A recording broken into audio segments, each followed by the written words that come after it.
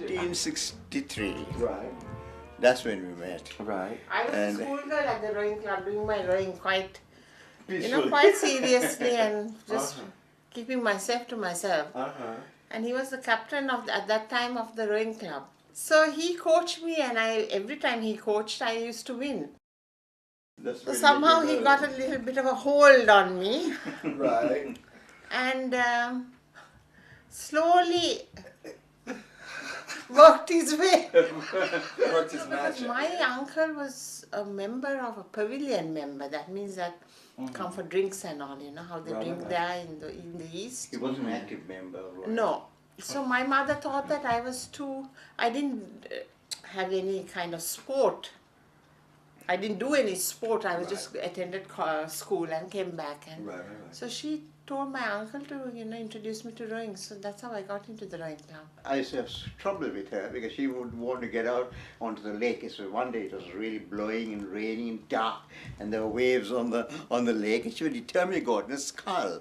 I knew the moment she gets out, she's going to turn over, and we would get her back from there. Right. So I refused, and the captain said, "No, you cannot go up." And she was asked to argue, and she used to argue and argue at a small point. All right, we don't Where need to to go. go into history, And then we went your into history. that, and I had to persuade her.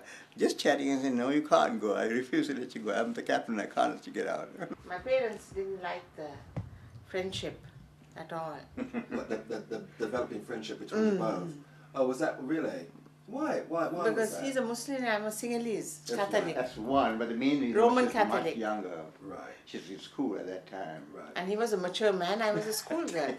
I was born in London. Oh, when my right. mother was doing her bar exams, barristers. And then I was here till about two, and then I was too much to handle, so they took me back home, and I Right. was with my grandmother. Right. And then at about the age of 8, I was unwell. So my grandmother insisted I join my parents. They were in New York. Right. Right. He was an Eisenhower fellow. He was in the diplomatic service. Mm-hmm. So I joined them and we toured right around America, Oh, I see. each state.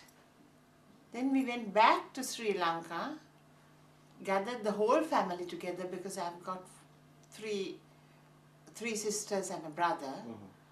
And we again went back to America, and I was in school there, the United Nations International School. So you were a young girl of young promise, weren't you? I They was. They really had high ambitions. Yes. I mean, not that you didn't fulfill them, No. but they really were. No, but I blooming. didn't really, because I just, got married and became a housewife. So what struck you about this young man? This young. Nothing really. I conda real thing I conda into it. Nothing really, I was sort of talked into it. I looked upon him as a guru, Did you? Yeah, sort of very wise That's getting and very dangerous now. I don't taught all the wrong things with that being the guru. very wise and stable, Right. feet on the ground. Right. Okay. But then he made overtures, and so I was quite taken aback. He wasn't the right religion or the sort of background that I came from. Right. Muslims, and it's quite sort of different. Right. The upbringing and everything. So they weren't very happy about it Right. initially. But then they also, later on, they had to sort of. The only thing my mother said was to wait a bit, Mm-hmm. Do what you have to do, go to university here and then decide. Right. But I was in such a hurry that I didn't listen to anyone. I think the rowing brought us closer together. Plus, the more the parental objection was there, the closer it drew us together. That's I right. think when someone objects, you just think, oh, I must do this, And you go out Right. to do it. One thing, Yeah. I think was that... If they hadn't objected, I would have just left him alone. Amrita, in a way, was also similar to me in that way. Fairly, she went out on a limb if she wanted to do something. And if someone told me to do something, I would do the opposite very often, Right. Right. And so that was a natural thing that happened, Right. Because besides the fact that she's a lovely person. We knew of the objections, we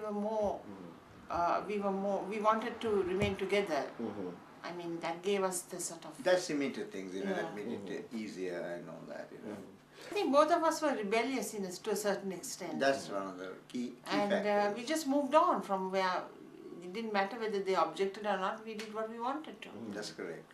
We had such a free upbringing, you know, without any restrictions, that what they taught us stood us in good stead in getting away from them. You know what I mean? Sort of, their thoughts liberated us and liberated us from them also. Coming here, we were together as a unit here with no outside help from the family, as no family help as such, just a matter of us doing what we had to do. It had its plus points, certainly, because it would be terrible if people go prying into what you're doing and complaining, you know, don't do this, why are you doing this, you know. But So, I think they were inquisitive because they care, you see. that is true, that is true, That that is true, which you don't get here, like that same kind of that is true. interplay, you know. You have anonymity here with sort of people not caring whether you're alive or dead, really.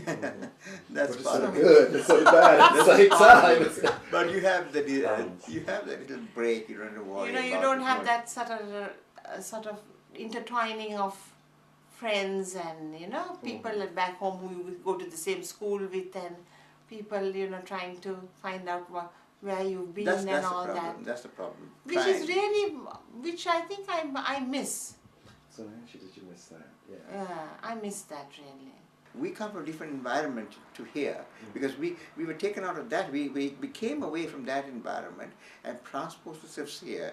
There's a gap of about 30 years, 40, even 50 years gap when we came at that time in the way one looked at things. Post-war Britain was in so many problems there were here. I mean, for the British themselves. And we moved ourselves into that situation here. Having come from fairly settled background, which a bit of, I wouldn't say affluent, but comfortable background, definitely. you come here is quite different, you see. So that is something that I would like to tell our children about, you know.